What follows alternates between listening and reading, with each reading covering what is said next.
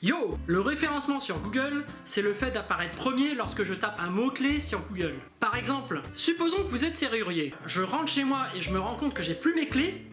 Je vais aller sur internet et taper serrurier sur Google et il faut que vous apparaissiez en premier sur le moteur de recherche. Et voici mon top 10 des outils pour apparaître premier sur Google.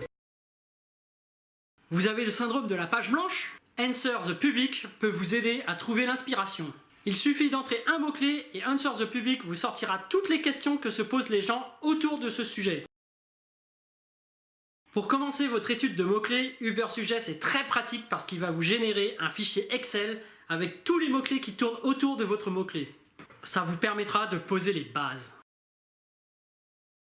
Browseo vous permet de voir ce que Google voit quand il arrive sur votre page. C'est ainsi que vous pourrez contrôler plus facilement votre mise en page, par exemple les balises H1, H2, H3, etc.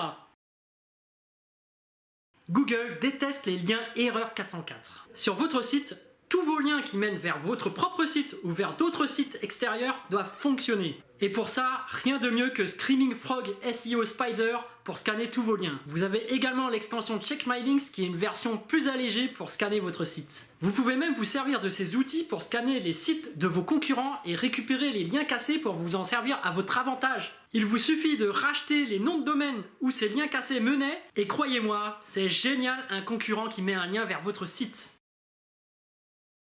Toujours dans l'audit de votre site, Positeo contrôle le contenu dupliqué de votre site. Ce serait bête de se faire bannir par Google juste pour un copier-coller.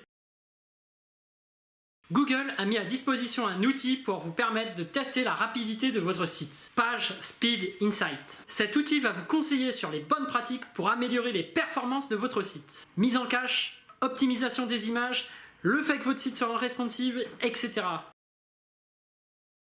One.fr va analyser la sémantique des mots-clés qu'il y a par rapport à un mot-clé sur votre site. Par exemple, si vous faites un blog sur le voyage et que vous voulez écrire un article sur le Japon, One.fr ou Yoast, si vous utilisez WordPress, vont vous suggérer des mots-clés comme vacances au Japon, sushi, politesse, vacances à Tokyo et plein d'autres mots-clés qui vous aideront à mieux vous placer sur Google.